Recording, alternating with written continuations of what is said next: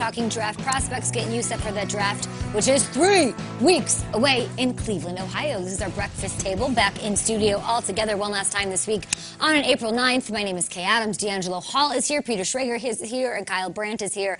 And you, my friend, I mean, did you just roll straight out of Cathedral? Did you roll all straight out of Budokan, Lola Taverna? Where were we? Nobu. At 8 o'clock last night, okay? You were pretty It's the early morning in You look New York great. City. It's pretty fancy. I don't know. I'm pretty sure it's Not a church. some nightlife.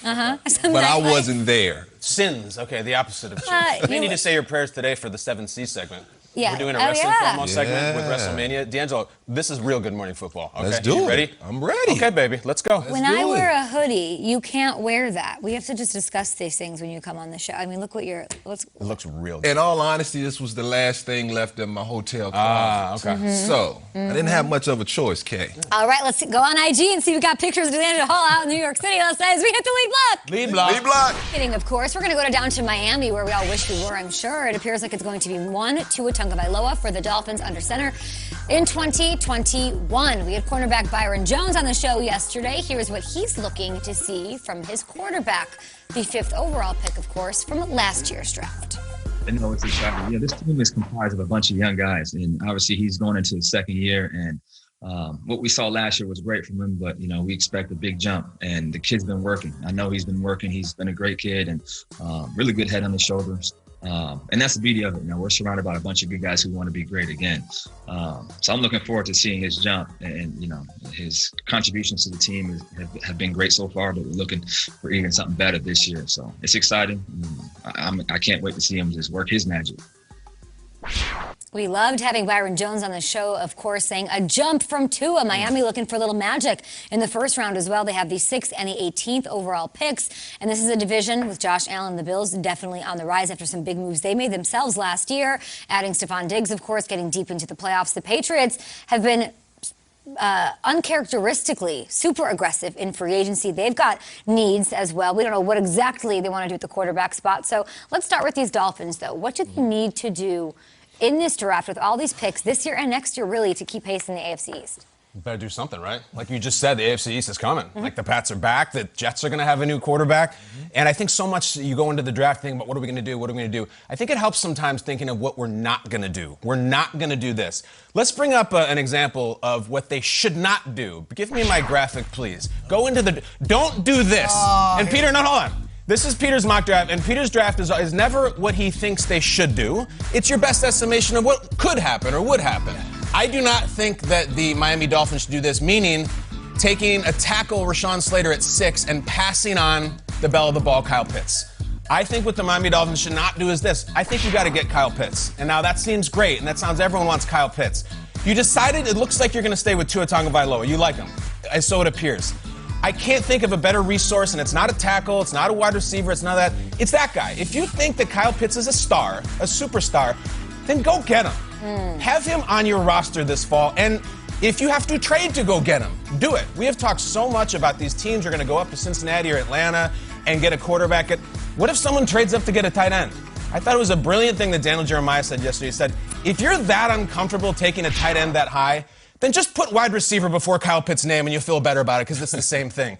The Dolphins decided to stick with Tua. If you get Kyle Pitts, you are sticking with the most talent possible. Even if you have to move, I would go into my war room and say we're not leaving this room until Kyle Pitts is on our roster no matter what we have to do. Would have been easy. Stay at 3. They had the 3rd pick. Stay at 3. That was weeks ago. Take Kyle Pitts. Stay at 3. So they go back to 12. Now they're up to 6. You're dancing a dangerous dance here because if Pitts is your guy, he could be going 4, could be going 5. And suddenly you're like, well, we wanted Pitts. Well, you could have had Pitts at 3.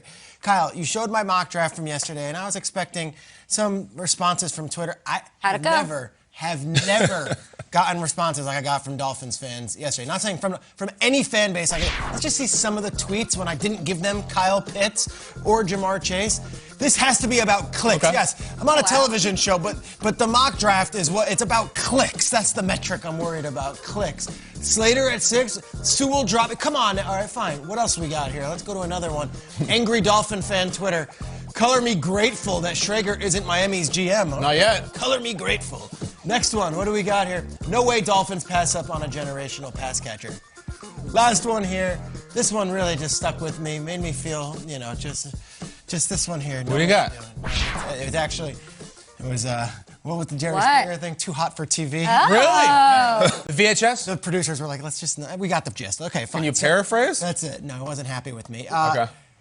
I think they might take Kyle Pitts. And I know you're like, well, why would you put Rashawn Slater there? Because history tells me an offensive tackle goes before a tight end. And from what everyone says, that this offensive tackle class, it's two guys. It's Slater and Sewell, and then a giant drop. So if you can get one of those guys, and maybe it's Sewell, I don't think it's the craziest thing to protect Tua. How often do tight ends go high in the draft? I had our researcher and producer Rich Goldberg say, give me in the last couple of years, how many tight ends the top 6? He goes, last couple of years? Peter, it's only happened 5 times in the history of the NFL. Tell me about Riley Odoms. 1970 with Steve Zabel. Who's got the Steve Zabel Mitchell and Ness? Not Steve Sable. Zabel. Helen Winslow, and it hasn't happened in 14 drafts. So, I don't know. They might take Pitts, guys. Maybe they should take Pitts. They sure got cute with it when they traded out of 3 into 12 and then back up to 6. But history tells me that even last year when it was Ruggs and CeeDee Lamb and all those guys, guess who went before all of them? Andrew Thomas, Jedrick Wills, Mekhi Becton. Offensive tackles go before receivers and tight ends. That's just what happened. So maybe I'm wrong. And Dolphins fans, you can let me hear about it. It's fine. It's just not crazy. Anyone agree with you? Was anybody like, that's good, let's do that? Good question. I'm going to stand on the table for you, though, Peter. I'm going to stand on the table I'm going because to make a point, too. Yeah. I'm not mad with the tackle pick. You know, if I'm a Dolphins fan, just big picture, we got to get better offensively. Whether that's drafting a tackle, whether that's drafting Kyle Pitts. You know, watching Miami play, I just don't know if, because they already have Gesicki, if bringing in Kyle Pitts as well and trying to use the 2 tight end system is something that they're leaning towards. Seems to me you're trying to be a little bit like New England. You know they're going to do that this year because they've done it in the past. But they have to get more explosive offensively, whether that's protecting Tua so he can get the ball out by drafting a tackle. When you say explosive, I think Pitts. Whether that's bringing in Pitts, like I said, I love Gesicki. He makes plays, but Kyle Pitts is different. Like those guys you had on that list who went top 10 or top whatever. You know, I played against Kellen Winslow Jr. from college all the way through the league. Sure. Vernon Davis, same way. Those were great players. Ain't no doubt about it. You're putting him in a different class? I'm putting him in a totally different class when Kellen you watch him play. Kellen was different. He was amazing. He ran routes like a receiver. Yeah. This guy, same thing, except I think he loves it more. I think he loves it more. Okay. And I think he's about that life. He wants to be That's something that you can only see when you sit down and you have those type of intimate conversations. That's what you're not getting at, by not having a combine to really delve into, does this kid really love football? But when you turn on the film, Kyle Pitts he is different. And like you said, if you need to put receiver beside him, to make you feel good about doing that, do whatever you got to do. But you got to get more explosive offensively if you're the Dolphins. Been in this division, like you said, the Bills, New England's going to be good. I think Rob Saleh and the Jets are going to be a sleeper. I would have loved, I know I keep talking, I would love for them to keep Sam Darnold. I know that ship has sailed. But I just felt like the Jets had a chance to really be good if they'd have went the other way. The Dolphins were a 10-win team last year. Yeah. They were there. So are they contenders in this division you guys are saying is so great? Yes, they're there. They should go all in to compete now. So, Schrager, isn't there a world where they can do both? Whether it's, it's Pitts and Chase there. They take Pitts over Chase. They take Chase over Pitts, whatever, who cares? They get that guy at 6. At a certain point, having all these draft picks that they've accumulated so well and so patiently through the years, those are assets. Those aren't like guys you're going to take necessarily. They pick at 36 Schrags, they pick at 50, so they have 2 picks in the second round.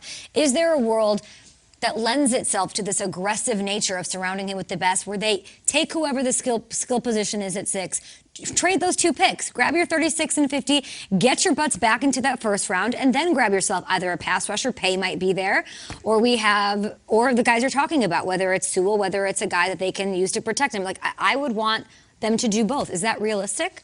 Grab a Sewell, grab an offensive lineman, or grab the best pass. Like, go, use those 2 second rounders and get into the first round and grab that guy if you think he's a franchise guy. So they have the 6th pick. Yes. They have the 18th pick. Yes. Your theory is use the 2 second rounders and the 18th and get even take 6 and another. Just the second round picks. Is it realistic is what I'm asking you. At 36 and 50, could they move up to it in a position where they could take Slater or Sewell or Pay? The 18th too, yeah, sorry. Yeah. All of those. Sure. If you want to package 3 picks and go from 18 to 8 or 9, or even go all those picks and 6 to 2 or 3 if you want to do it, it's just